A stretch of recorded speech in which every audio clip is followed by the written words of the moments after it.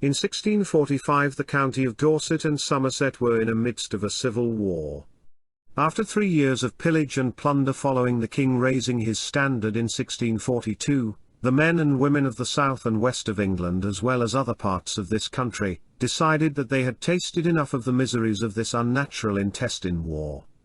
These dissatisfied gents, yeomen, land workers, ministers and tradesmen appealed to our ancient laws and liberties. Fearing that they had become altogether swallowed up in the arbitrary power of the sword, they came to be known in this war most horrid as Clubmen. The English Revolution of the mid-17th century gave rise to many factions within local community and society such as the Levellers, Ranters, Diggers to name but a few. A group, even perhaps an early form of a movement with beginnings of a view that stable governance, as opposed to state interference, and peace within state as a goal, could not only be achievable, but profitable and sustainable. The desire for war was now seen among many as unnatural, and an intrusion on locality by the state imposed upon them. Peace was seen as desirable and more beneficial to local communities. What can be seen as a peaceable army, a neutralist approach or localism through association, we see at the beginnings of the English Revolution in 1642. In many local counties, in fact a total of 22 counties in all, developed pacts to demilitarize the inhabitants within. In Shropshire in 1644 we see a report in the Parliamentary Mercurius Britannicus, an early rejection of the position now put upon the generality of civilians in the county of Shropshire by King and Parliament. Mercurius Britannicus, Monday, January 6 to Friday, 10, 1664. Out of Shropshire we hear that there are above 1,000 in arms about Clun and Bishop's Castle, standing out against both sides, neither for the king nor for the Parliament, but stand only upon their own guard for the preservation of their lives and fortunes. The occasion of it was the friendly usage which they received from His Majesty's officers in these parts, and particularly from one Colonel Van Gore, a Dutchman. They are absolutely resolved, notwithstanding all the entreaties used by commissioners of array, not to lay down their arms unless His Majesty grant them their own conditions, which are these. 1. To have restitution of all wrongs done by Van Gore. 2. To have him and all his soldiers expelled from their county. 3. That the king's 2 garrisons at Hopesay House, and Lee House shall be removed and demolished. 4. That they may have commanders of their own. By 1645 the clubmen were at their most prominent. Their objections to what was described by them as a war most horrid and unjust, a war which their world was altogether swallowed up in the arbitrary power of the sword. The clubmen were fast becoming a focus for both parliamentarian and royalist armies alike. Loyalties to either side in general, among this growing body of clubmen, were across the counties neutral in nature. Each county dealt with garrisons of troops being quartered in, or passing through. What the Parliament troops and those of the Royalists all had in common, and what was to become one of the clubmen banner mottos, was the act of plunder. The clubmen motto being an objection to: "If you offer to plunder or steal our cattle, be assured we will bid you battle." As a result of the continuing plundering of their goods and land, and having their lives affected by the imposition of sums of money, combined with the loss of order from undisciplined troops, the clubmen's desires for peace between king and parliament had by 1645 come to a head.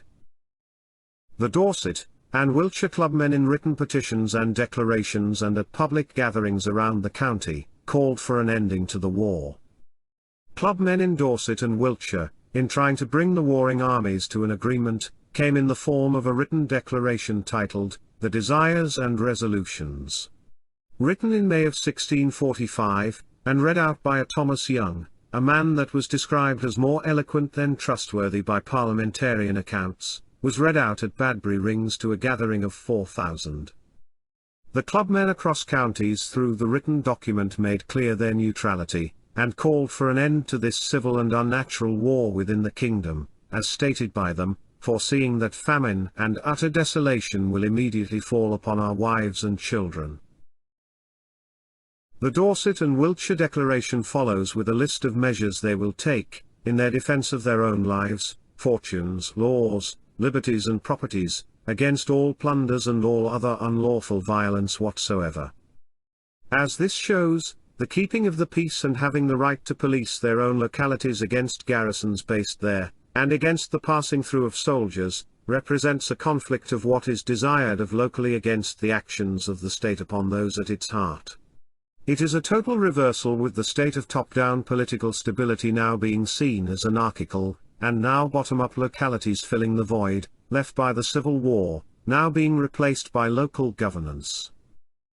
The declarations have at their core the principles put down by the protestation of 1641 to 1642. To defend our ancient rights and liberties and show an active citizenry. The wearing of the white ribbon was a symbol of the clubmen's neutrality. Their desire was to get the two warring parties to return to a settled form of governance through agreement, not bloodshed. This is shown again later in the Dorset proposals sent to both Parliament and King in the humble petition of the habitants of the county of Dorset, July 1645. Calling for His Majesty and the two Houses of Parliament, to continue once again to be restored to the blessing of peace, by a happy accommodation of their present differences, without further effusion of Christian blood. The petition is signed by 1,000 of your Majesty's loyal subjects of the county not in the armies of either parties, in the present wars. The Dorset, Wilts clubmen's fortunes came to a violent end in August 1645, with the arrests of their leaders in Shaftesbury, followed by a bloody battle on Hambledon Hill, where they met the new model army in the form of Cromwell's dragoons. Some historians see the clubmen as being for Parliament or with royalist sympathies and hedging their bets where their interests lay. This may have been forced on them, as the war drew on, and in some cases where previous alliances were held. Regular payments made to what was the beginnings of a professional army in the form of the new model army, produced disciplined soldiers, and reduced plundering, to the cost of the King's army in keeping the provinces on side. What the clubmen, as the Dorset declarations reflect, wanted was a push for a resolution to the war, and when life and property were under threat, having the right to defend themselves. A desire for a return to a more Elizabethan governance, by raising of taxation for local purposes was also of note. The clubmen as a political public tried to win the peace, through settlement, and in keeping with their struggle within the locality, showed they knew where their power lay. The word clubmen is a description of a forming of an association, and not of a description of carrying a club. We see an early reference to a lack of an association from a reference to Plunder in Hampshire, February 28, 1642. The lack of a forming of an association is the root cause, why Prince Rupert's forces were so easily able to attain provision at will in Hampshire. A second reference in the report talks of Roundhead and neuter alike if they are not distinguished, and both be slain by the sword. We also can place at the heart of the clubmen a belief in community, a community as in county and neighbouring counties. This was seen as an alliance, community, above king, parliament and peers as these normal structures of governance collapsed. For once the breakdown of the parts within the whole, the subjection to that authority, no longer need apply.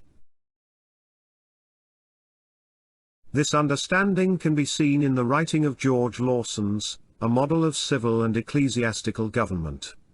Lawson was a rector from Moor in Shropshire and was among those affected by warring sides in the said county. Shropshire was through the civil wars heavily garrisoned with troops, royalist and parliament, and as such saw a clubmen presence and stance. In a quote from, he describes and gives a judgment on. And both in the time of the wars and after, both king and parliament acted not only above but contrary to many of our laws, which in the time of peace are ordinarily observed.